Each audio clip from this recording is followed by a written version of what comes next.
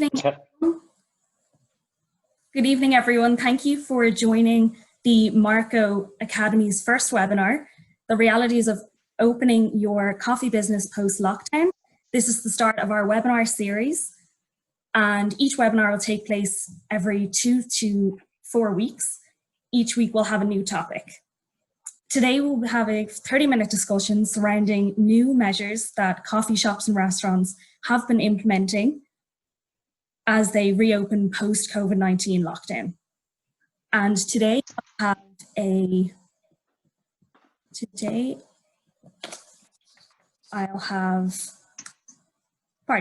today we will delve into this topic from two perspectives, a coffee owner perspective and a tourism and hospitality trade professional perspective.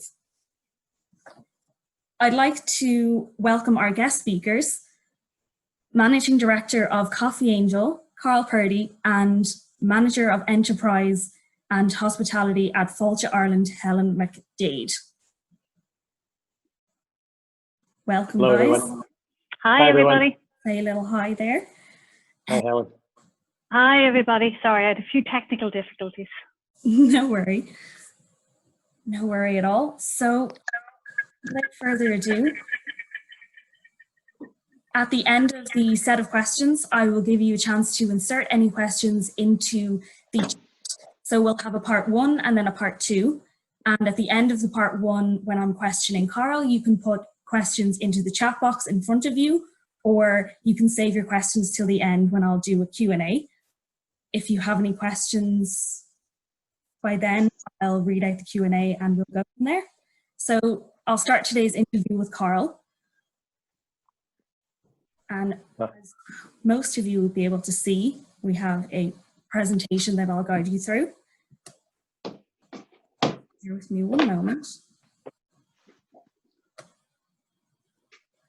Okay, so welcome, and we're on the part 1 with Carl. So the first question will be, what safety and hygiene measures have you implemented in your cafe as you reopened? Hi, everyone. Welcome. And just probably should start by saying that myself, we've been I don't want to say fumbling through, but there was no real guidebook for this scenario. There were no courses to have taken in order to manage this new reality we find ourselves in. But in terms of reopening, I think some of the big challenges that we had were firstly making ourselves feel comfortable as a business owner. You know, you're responsible for, you know, your own and your family's safety. You're responsible for the safety of those who work with you, but also you're also responsible for the safety of the public in general. So for us, we took a relatively clear approach. We availed of a local enterprise grant and hired some safety specialists to come in and carry out risk assessments in all of our locations. And they provided us with a really detailed report highlighting, you know, areas that we really needed to be mindful of and actions that keep taking place. And then, you know, a red was a high risk, and then amber was, you know, medium risk, and then green was relatively low risk. So they provided us with a report. They talked us through scenarios. You know, we took it upon ourselves to put COVID screens in place, sanitizers at the, you know, in the shops. We bought face masks for the staff whilst they're not mandatory at the moment. We have them there for the staff should they, you know, should they wish to use them.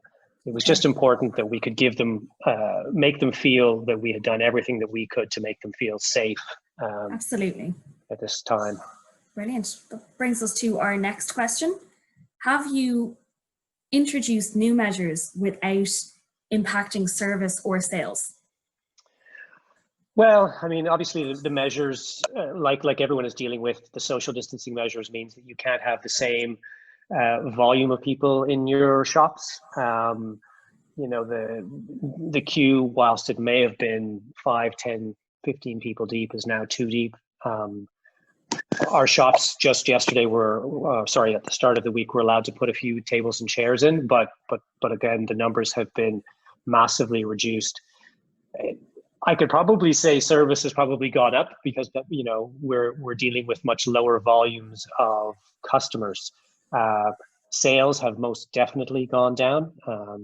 We're in the city center, so with a lot of people still working from home, the volumes have dropped. But I'd like to think that, and I mean, I know that from a lot of the feedback we're getting, is that the service that our teams are providing, is as good as it can be in the current circumstances. Brilliant. So our third question is, what are the operational concerns or challenges with reopening? Well, I mean, operationally, I mean, I think it's really just about survival. You know, aside from making your team and yourself and the general public feel safe, and ensuring that you're still delivering the product in as you know, hospitable a way and at the highest level of quality that you can provide. You know, there's the operational realities of being able to pay the rent, make sure that your suppliers are on board. You know, if you had to shut quickly in March, you know, there may be money owed, you know, and you need to negotiate with them and make sure that you know, that you're able to get back on your feet. Operationally, it's just teasing it out as you go along. You know, we have reduced hours, reduced numbers of staff. You know, they work in pods. So, I mean, there was a lot. I mean, it was almost like starting the business all over again, and, you know, doing so with a you know, a forecast or a cash flow forecast that wasn't that optimistic. So, you know, I think staying positive and knowing that, you know, you're not alone, and that there is supports out there, you know, whether it's emotional or financial, or just information, you know, that there is stuff out there. So yeah, there's a lot of challenges and we're still working through them, to be honest, but you know, we're getting there, I think. A day at a time, exactly. Bringing us to our fourth question today. What are the biggest changes you have seen in your business and in the consumer? Example, cashless payments, takeaway, no sit-down meals. Okay, well, there's, you know, obviously, I mean, the government was very good in terms of putting out, you know, a lot of information prior to opening. We opened on the 8th of June. So, you know, there was a push where people were encouraged to use their cards, you know, contactless payments where possible. We were advised that we could not accept cash. It is legal tender, so, you know, that option still needs to be provided to people. We did, up until just this past Monday, operate a takeaway only service. We reduced our food offer considerably, knowing that volume wouldn't be there. Food that was, you know, normally on display was now fully wrapped. You know, we just had to respond to what we felt the consumer would feel safe engaging with. Absolutely. At the moment, as of Monday, we've put some limited tables and chairs in the shops, and are providing, you know, and allowing people to sit in if they do want to have a coffee and a treat or a sandwich at lunchtime. All the packaging is still takeaway, and that is, again, to reduce the risk to our teams in terms of having to handle dirty dishes and washing them. So there's been some changes, and, you know, these will continue to evolve as the weeks go by. Whether things get better or things get worse, we'll adapt. Our next question is, how do you think this is going to impact the specialty coffee industry as a whole, i.e. urban versus residential coffee shops, menu development for easy serve, or this click and collect culture that's come out recently? Well, I think it's going to be a combination of all three. I mean, anyone who knows our business knows that we're very much urban. All of our shops are in high office density locations, so we've been we've been hit quite hard by the working from home reality that we find ourselves in. And, no one has a crystal ball, but, we're looking at, 50% drop in revenue over the next 6 months. At the same time, we began doing or ramping up our online sales in terms of delivering coffee to people working from home, putting out some video tutorials to help people, be more comfortable making coffee at home. And we saw very, very good results from that in terms of engagement, in terms of sales. We are about to launch click and collect, so people from offices, it makes it more convenient for them. They just can order and pay on their phone and come down in 5 or 10 minutes and collect it from the shop. We're hoping that will, get us through. Hand on heart, I can't see us setting any sales records over the next 6 months. I think the name of the game is to survive and to get through it. Build up confidence with ourselves and with the public, and hopefully, reassess in 2021 what we're facing. I think it's just going to be a continuing learning curve for the foreseeable future. Absolutely. Bringing us on to our final question for Carl. What resources did you use? For resources, well, we did avail of the Leo grant, which did help us get the risk assessment completed. Apart from that, it was really down to us. I mean, there is information out there. There's a lot of information out there. I think a lot of it, and this is no fault, I think, of the government or any of the other bodies that are out there, is a lot of them are recommendations. A lot of them are guidelines. And sometimes it's easier when you're told exactly what to do. You can, it's clearer. At the moment, it's much like, the face masks I mentioned earlier. No one's telling us we have to wear them. Wearing them in a hospitality environment can be quite hot and uncomfortable. So, the risk assessment that we did has been fantastic. We've done a lot of reading, we've done a lot of talking to our peers, and we're learning each day that goes by. And you're responding to how the customer responds to the experience they have in your shop.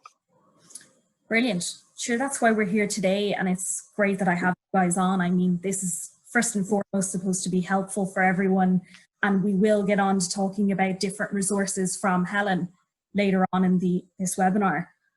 And while we're here, we will just switch on to the part 2.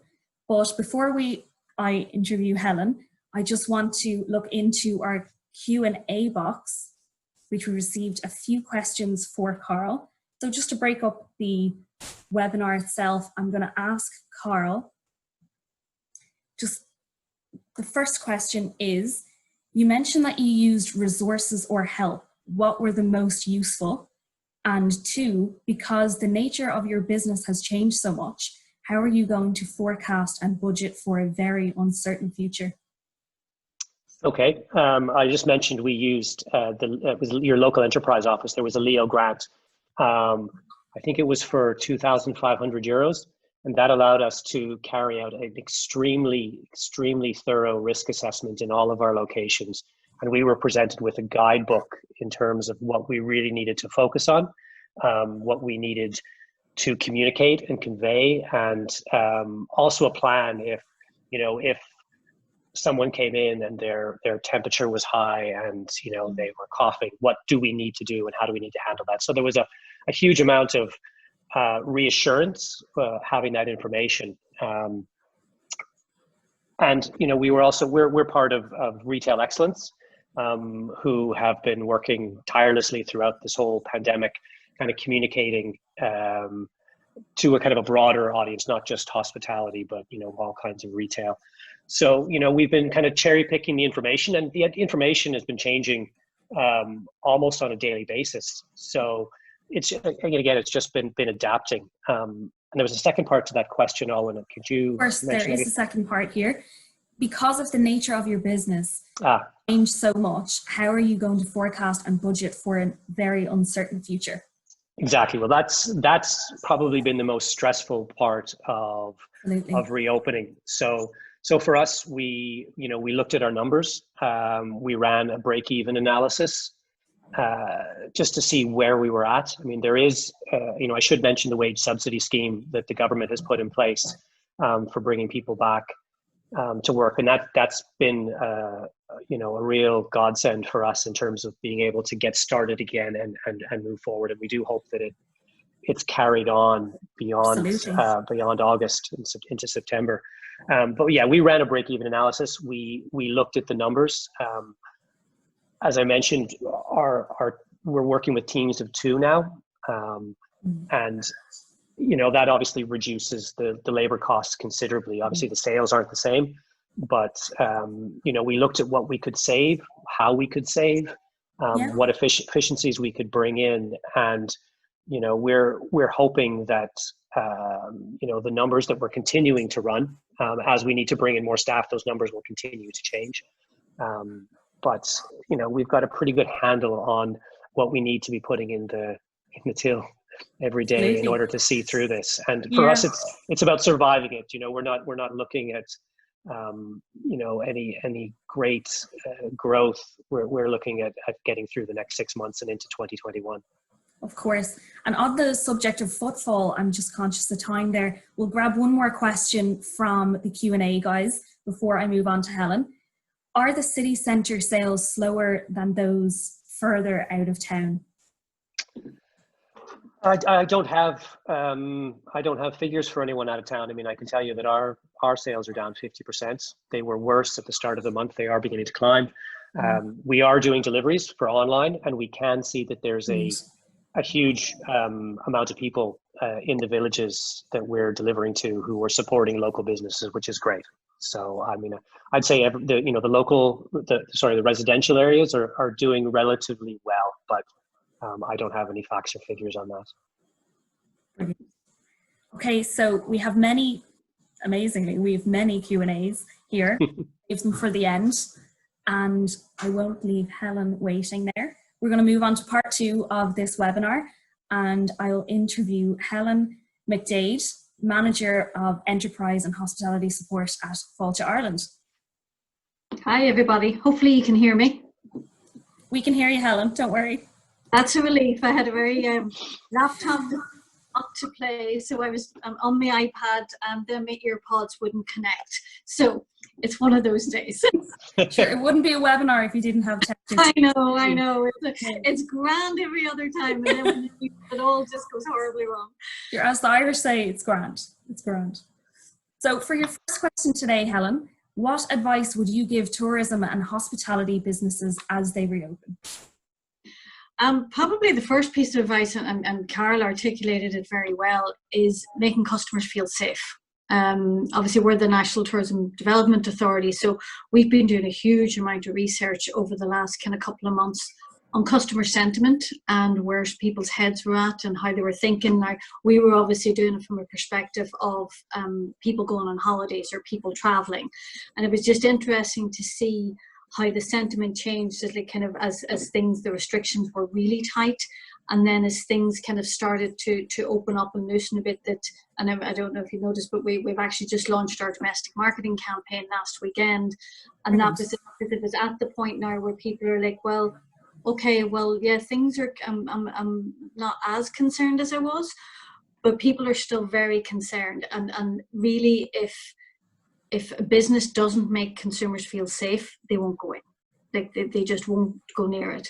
Now, what I will say is, now I spent many years of my career in the luxury end of the hotel market, and we were all very subtle about things, and you would never heard of vacuum cleaning in the public areas during the day and all of those type of things.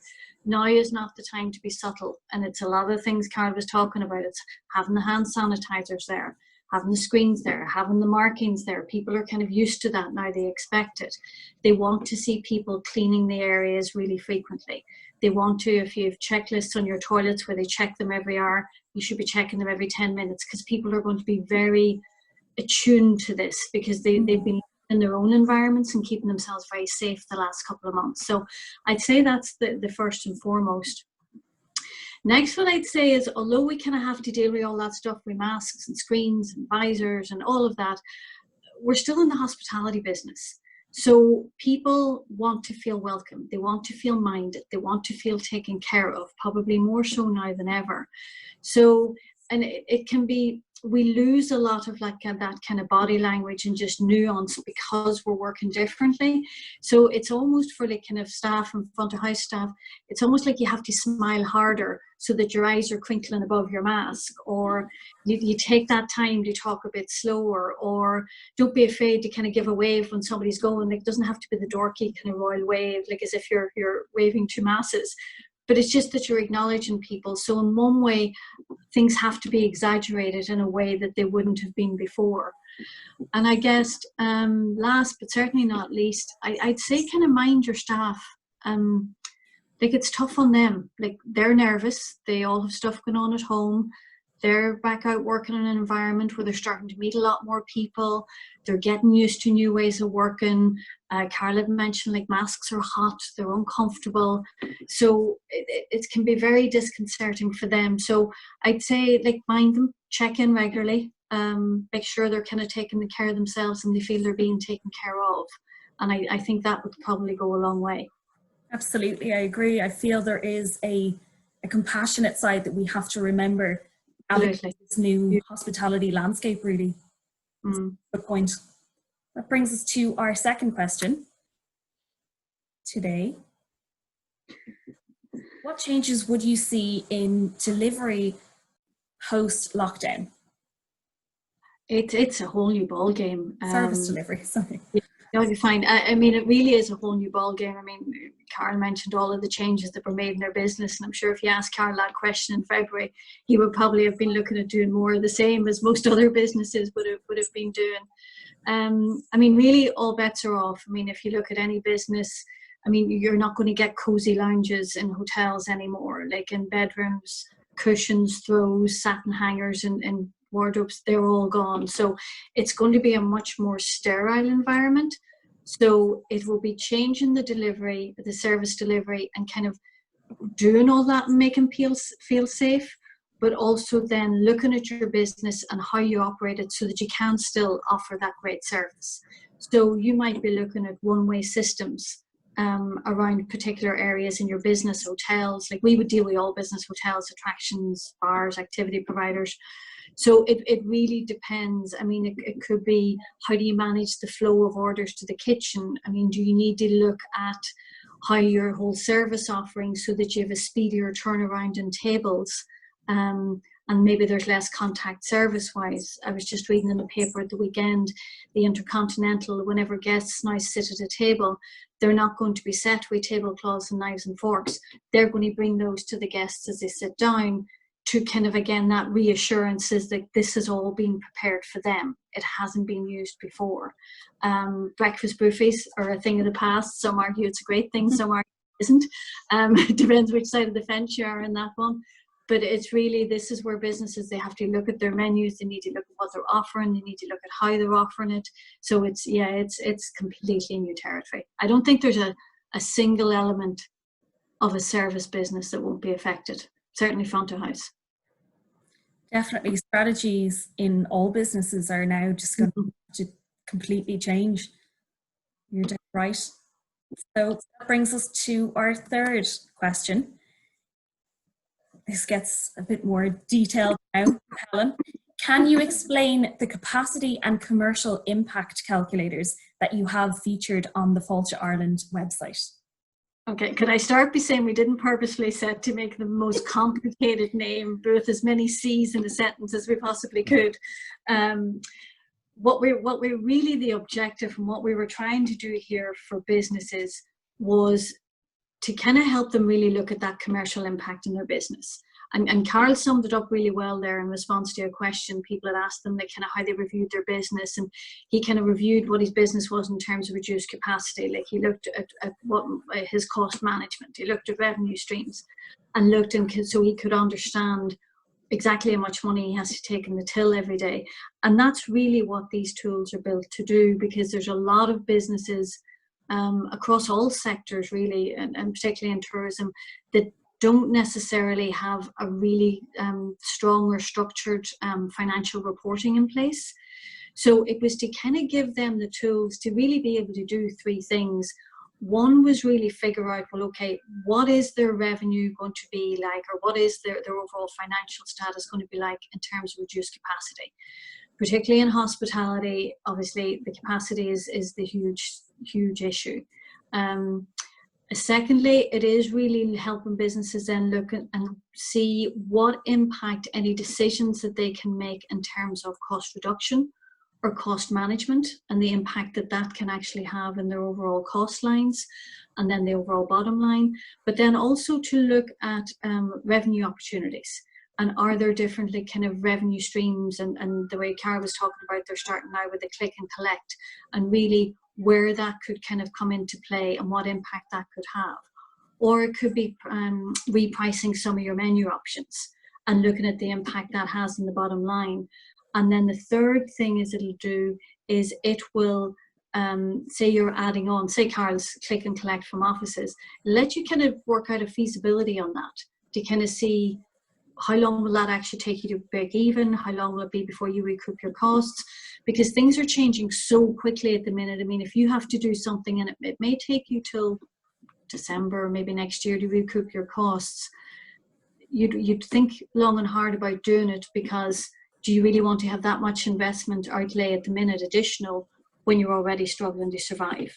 So it's getting that balance right. And I mean, now the spreadsheets, when you look at them, I am not an Excel's queen by any stretch of the imagination. I work very closely with lots of subject experts, and they can be off-putting, but they're really not. They're actually quite straightforward. And we even have like kind of probably more standardized tabs, if you like, for smaller businesses that wouldn't have a lot of information, and then more detailed tabs. But there's videos on it as well, so it actually makes it all very kind of self-explanatory. Yeah. But it's that question you had about how somebody said how you forecast whenever there's total uncertainty. And these are tools to kind of help people do that, because all you can do is kind of base it off of previous performance and estimate roughly what you think your drop's going to be. Exactly. Sorry to interrupt you there, Helen. That actually brings us perfectly to our final question, which is, what other resources do Fáilte Ireland have available to support the hospitality industry that have reopened already? Okay, we have quite a bit. Normally the first question we get is, do we have a grant? Unfortunately, we don't at the minute. We have a few different proposals into government that we're kind of waiting on some decision on, and we're hoping, obviously, this recovery plan that's being talked about for July we're certainly hoping that it's going to offer something that'll be particularly relevant to tourism businesses. What we do have is we have an awful lot of like that online kind of practical resources and practical support. And it's the stuff that businesses need to know right now. It's not a 10, 20-page thesis. It's a 10-minute video to tell you what you need to do on this scenario. And we have it like kind of a couple of different areas. But we have one area that kind of goes through all of the links to all the government supports and schemes and funding options and all of that type of thing. But then for the practicality things, we've done a lot on financial recovery, and that is things like looking at your cash burn, templates for your cash flow, templates for that, like your scenario P&L planning and break even, and the notes to go with that. The operations, like particularly we've done quite a bit around human resources, which is a very challenging area, and obviously very kind of litigious in its own way. But it is about that, like employers, what you need to do to provide a safe work environment, how you deal with employees if you're changing working hours, how you administer these employment schemes and manage and administer those and the payments and that type of thing. Then we also look at, we've just in the last week and a half, and there'll be more coming now over the next week, rolled out a very comprehensive suite of supports around sales and marketing. And particularly in tourism, it's looking, well, how can you reorientate what you're offering now to the domestic market? Like if you think tourism wise, 72% of the tourism businesses comes from overseas, but all we're going to have this year is domestic. It's looking at your redoing your sales contracts. It's looking at your website. It's looking at your imagery. It's taking into consideration all of those different elements of sales and marketing. Absolutely. Anything that can really revamp your yeah, and it's all the great. really it's the practical stuff. Do you know what I mean? It's not the highfalutin. It's a really, really practical. This is what you need to think about. Exactly. We have another online, just two other things really quickly. We have an online learning hub now. There's about 14 or 15 different online programs in there, but one of those is around the accredited service excellence, which is about customer service for front to house staff. And they're all online, they can be registered. And then just when we were talking about employee well-being, Fulch Ireland have partnered with another company to provide an employee assistance program for Brilliant. widely available for like business owners and employees and self-employed, because it can be a difficult time for particularly business owners. It's been a pretty traumatic couple of months. And as Cara rightly said, like it's survival mode, and unfortunately there's a lot who may not survive, but it's doing everything we can to keep as many businesses as we can viable and sustainable. Brilliant. That's exactly where we're at, Helen. And on that note, I'll bring us to our Q&A. Oh, sorry, we actually have one more question for you. How important do you see innovation as businesses react and try to survive? I actually think this is going to be the lifeblood of any business now, in terms of survival, because the landscape has totally changed. It's going to be extremely difficult, but my mommy always said that this necessity was the mother of invention. And I do think that for some businesses, it can be very hard to think about your business differently whenever you're very busy doing. So while the last few months have been extremely traumatic, it has thrown up for a lot of businesses the opportunity to kind of think about their business differently and do different things. And are there tweaks that they can make to their business model? And are there other revenue generating other opportunities out there that they hadn't really used before? Or like look at your space in a whole different way? Or is there a different way that you could change your offering, that maybe you're simplifying it, you're keeping whatever your core USB is, but you're simplifying it in a different way? So I think really that adaptability and flexibility and the willingness to change will really be the kind of the dividing factor really for a lot of businesses. And what I'd say more than anything is kind of take a chance and like try something, but watch it and be flexible enough that if it's not working, stop it and change it and move on, because things are happening so quickly and the environment that they're operating in is changing all the time. So it's that kind of adaptability needs to be. That's a very good point. I think we all have to adapt to survive at this stage, and exactly where we're at. So bring us to our Q&A finally. I'll just ask a few questions from our Q&A. We've gotten a load of questions, which is fabulous, throughout this webinar, and I will actually answer the questions after this, questions we just didn't get to answer during our Q&A right now, and we'll put them up on the website after. So starting firstly with, I think this one is for Carl. How is your reusable cup program going? In fact, what are you doing to minimize use of plastics and disposables at the moment? The reusable cup program has been put on hold. There is just too much risk to the staff. Our first priority is making sure they feel comfortable and that they're safe. And unfortunately, the reality is that even with the best will in the world, the risk is still there. I've seen some solutions out there, and they don't work for us, but I know some people are attempting to make it work. We'll bring it back in as soon as we can, as soon as we feel safe and that there's a solution out there that we think is practical and workable. In terms of reducing plastic, all of our cutlery at the moment is biodegradable. We've got recycled paper, whatever we can do to be less impactful. But I think at the moment, the priority for us has to be health and safety for our teams and for the general public. And that's really our main focus at the moment. Of course. And I'll give a question to Helen now. Is there a Fáilte Ireland financial or social media support network for cafes and restaurants?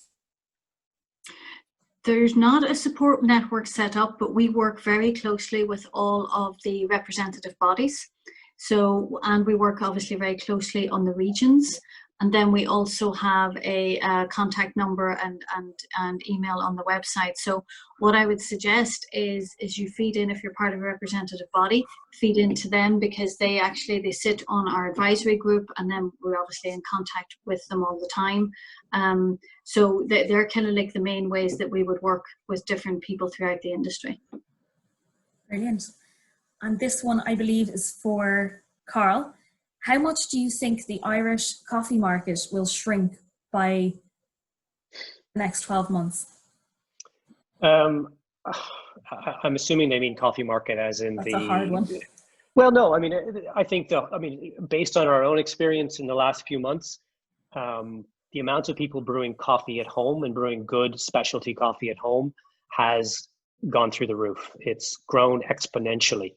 So there's a huge opportunity there for people who are, selling roasteries, or, people selling beans like us. In terms of the retail end of it, I think there will be a major shrinkage in that. And we just have to adapt. I mean, there's no escaping, people sitting at home working. That's the way it is, and offices being much less populated. I think we just need to adapt. We need to change. We need to innovate.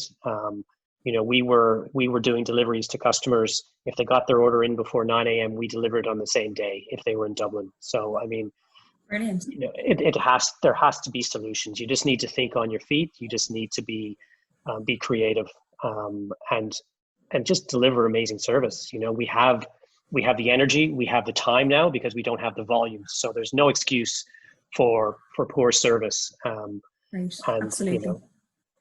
And I'm conscious of time, so we'll have just one more question, which I believe this one is for Carl as well. Aside from removing tables and chairs and adding signage, was there much change to the physical infrastructure of your shops? Well, the COVID screens, obviously, a sanitizing station. There wasn't a huge amount, in all practicality. I mean, we have, timers in the shops now. These timers that go off every 20 minutes, and they're like a little shock to the staff for them to go sanitize their hands, go out, sanitize all the surfaces, clean the shop, even if no one's been in. It's more of a, this is what you have to do. It's kind of building these habits in. Again, as Helen mentioned, it's what people see and how they feel when they come in. Is the place spotless? There's no excuse now for rubbish left on the counters or things not being wiped clean. So no, I mean, we do have stickers on the floor. We have the screens up. We have the credit card machines are very, very accessible now. We have hand gel sanitizer right beside the credit card machines. And that's really it. Right. Well, guys, I'll have to cut our Q&A a bit short today. We've run out of time, and I've gone over a little bit, I believe, by 7 minutes. Just wanted to say a huge thank you to Carl and Helen for coming on today and for giving us many tips as we see COVID-19 abate. I'd also like to thank you all for listening, and remember, this has been recorded and it will be uploaded onto our website, including the next webinar, and keep an eye out on social as well. We will be advertising our next webinar in the next week or so, and good luck and have a wonderful evening. Could I just say one thing, Ollie, before Absolutely. You pull the plug? Absolutely. It's just I've been having conversations with so many people in our industry over the last 3 months, big players, small independents, one-man operations, and no one has got all the answers. Everyone is kind of feeling their way through the dark, and don't feel bad if you don't know what to do. I mean, don't be afraid to message me on Twitter or Instagram or whatever, or reach out to people like Helen and her organization. There's lots of support out there, and whilst we may not have all the answers, maybe we know someone who does. So don't be discouraged, don't be disheartened. Positivity is really is what's going to get us through the next 6 months. And, you know, I can't emphasize that enough. I fully agree with you, Carl. And great point. I will link Fáilte Ireland's website and Coffee Angel website onto our website after this webinar. Great. All right. Bye, everybody. Enjoy your Best of luck, guys. Best of luck. Take care. Bye. Bye.